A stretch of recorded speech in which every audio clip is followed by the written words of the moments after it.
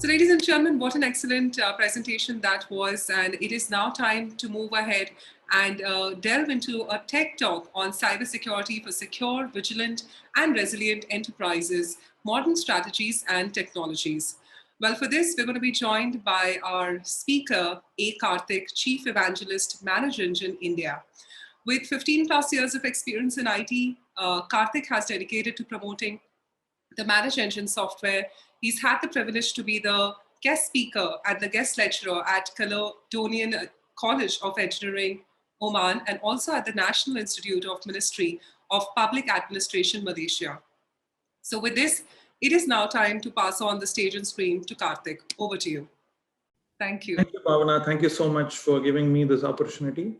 Let me first share my screen and I'll continue with the presentation.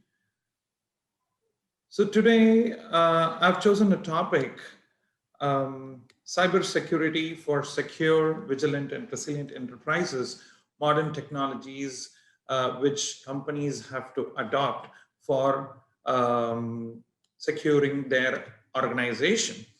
So first, let me just talk about the various security trends for 2021.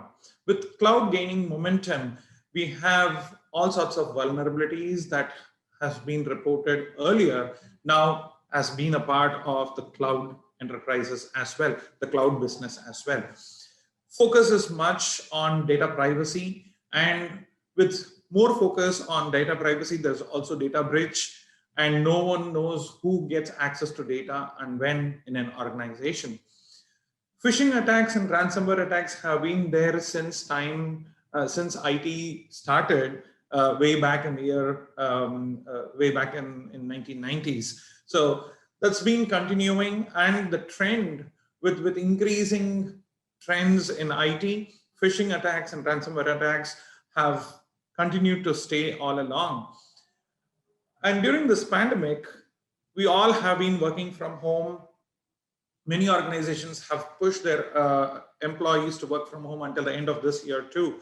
So with all those laptops and workstations and mobile devices being connecting to the network remotely, we have now come to a stage where we have to think about the endpoint security of these remote workers.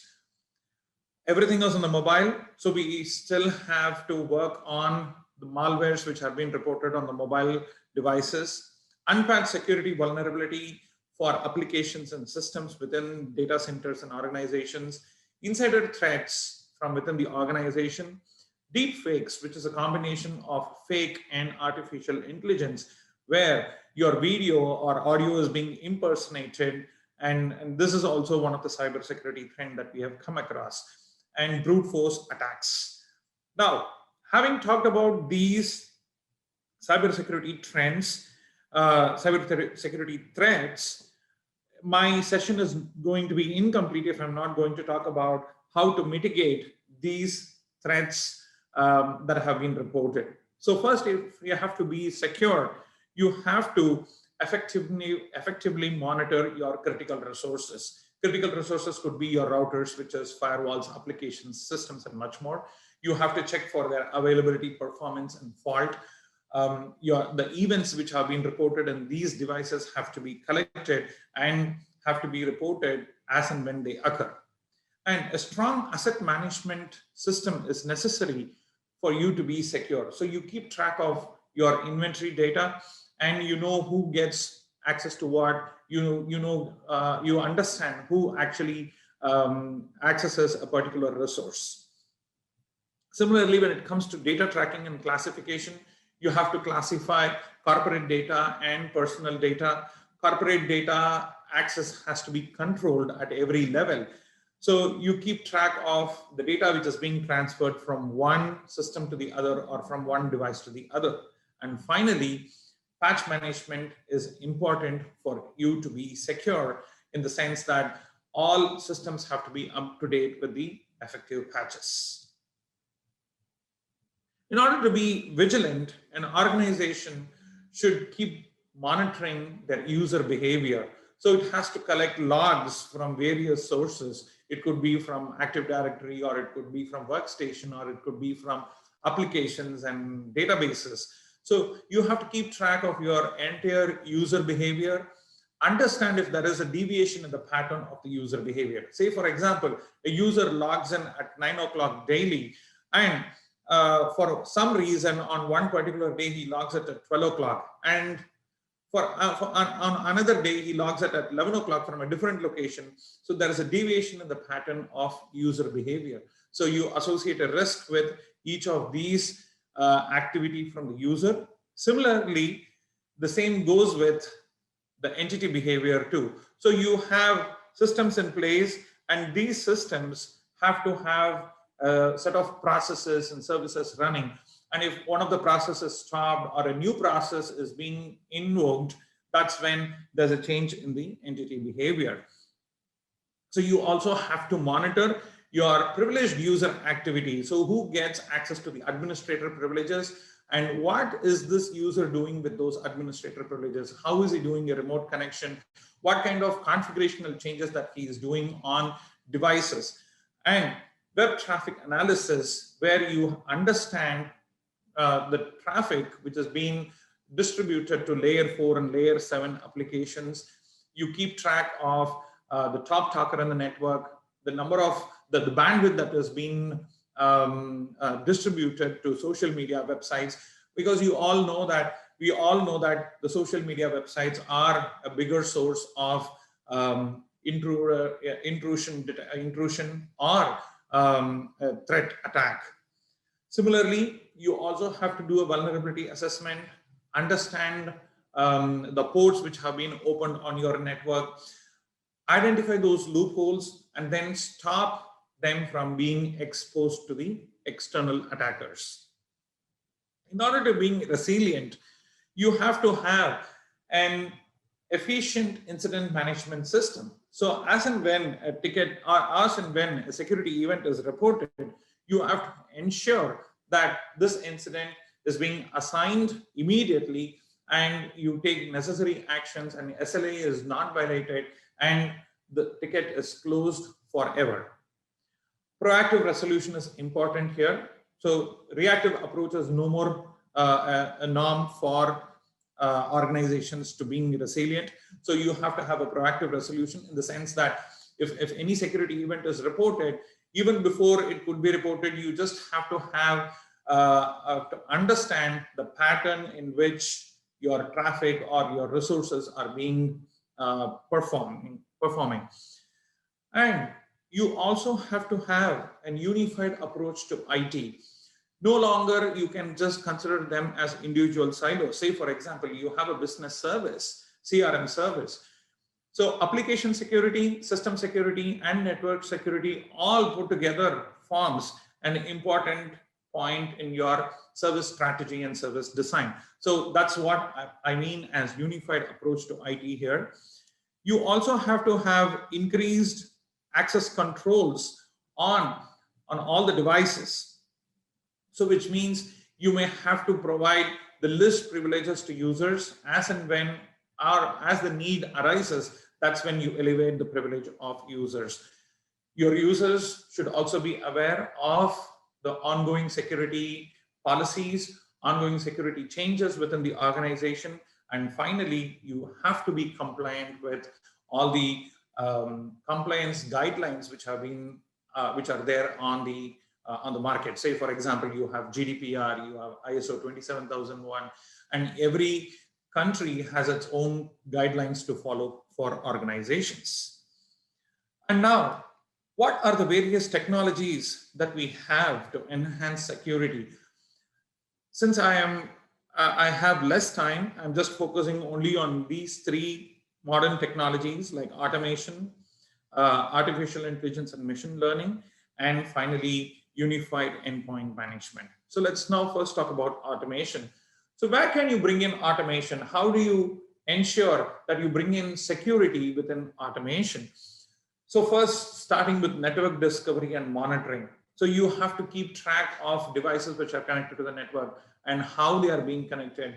If there is any idle resource, how do you manage to dispose this idle resource off? Because any idle resource is and loophole for an hacker to get into your network.